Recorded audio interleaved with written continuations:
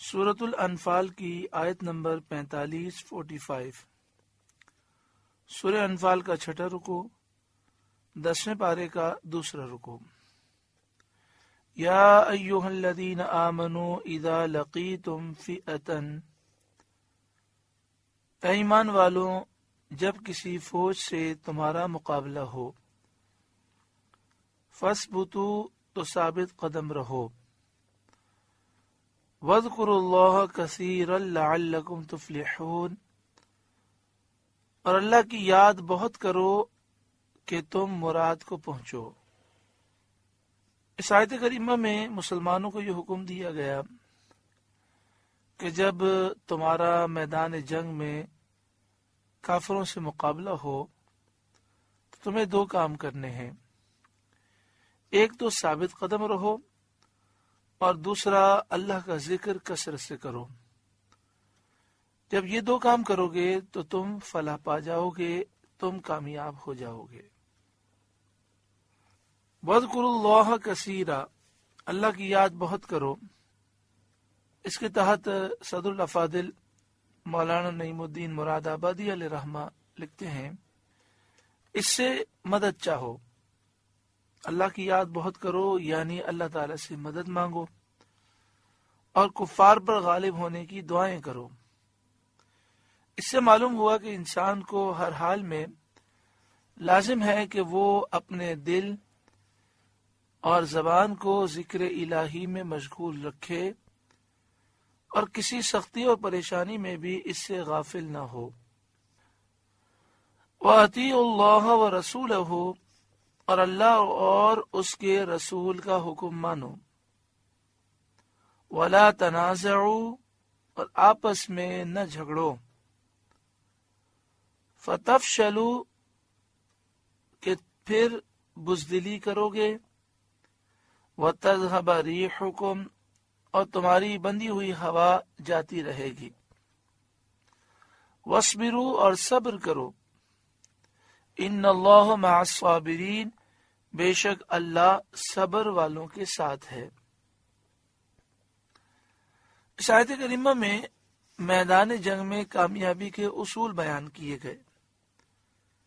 میدان جنگ ہو یا امن کا وقت ہو، اللہ اور اس کے رسول کی فرمانبرداری کرو گے تو کامیاب ہو جاؤ گے۔ اور فرمایا وَلَا تَنَازَعُوا، آپس میں نہ جھگڑو۔ جب آپس میں تم تنازع کرو گے فَتَفْشَلُوا، تو تم بزدل ہو جاؤ گے۔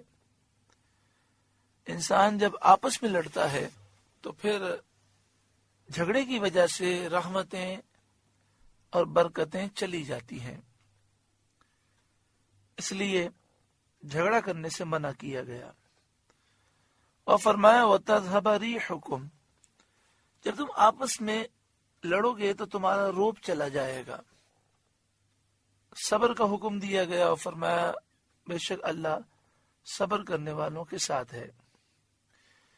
اس آیت سے معلوم ہوا کہ آپس میں لڑنا یہ کمزوری اور بے وقاری کا سبب ہے، یعنی جب مسلمان آپس میں لڑتے ہیں تو کمزور ہو جاتے ہیں اور ان کا وقار چلا جاتا ہے۔ یہ بھی معلوم ہوا کہ باہمی تنازع سے محفوظ رہنے کی تدبیر اللہ اور اس کے رسول کی فرمانبرداری اور دین کا اتباع ہے۔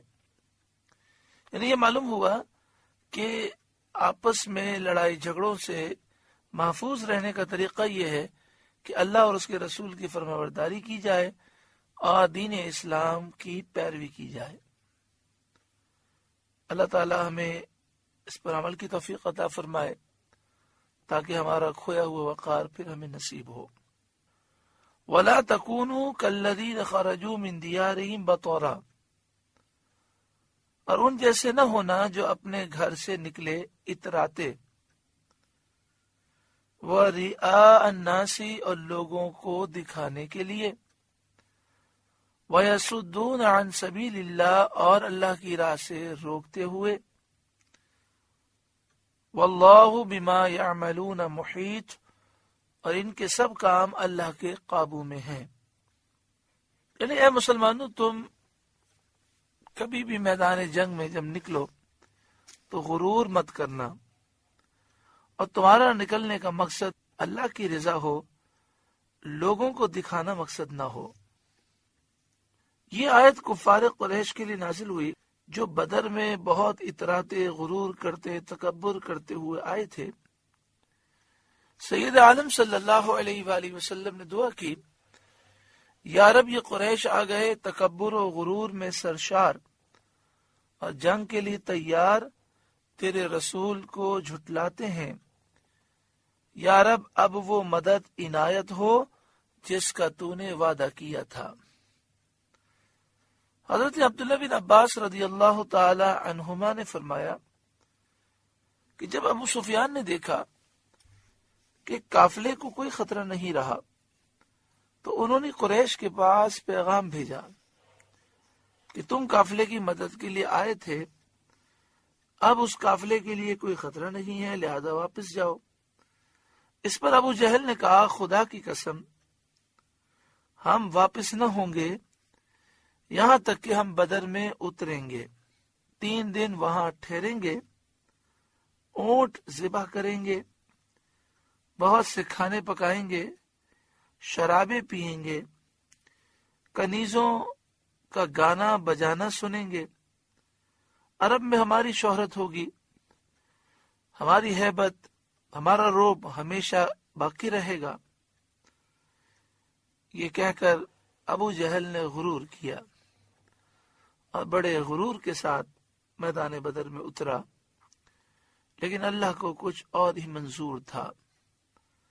جب وہ بدر میں پہنچے تو شراب کے جام کی جگہ انہیں موت کا ساغر پینا پڑا، کنیزوں کے ساز کی جگہ رونے والیاں انہیں روئیں۔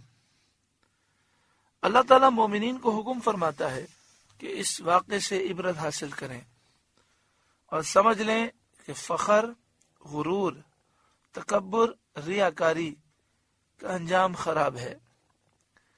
بندے کو اخلاص اور اللہ کی اور اس کے رسول کی اطاعت کرنی چاہیے۔ آپ سے گزارش ہے کہ قرآن کے اس پیغام کو آگے پہنچا کر ثواب جاریہ حاصل کریں۔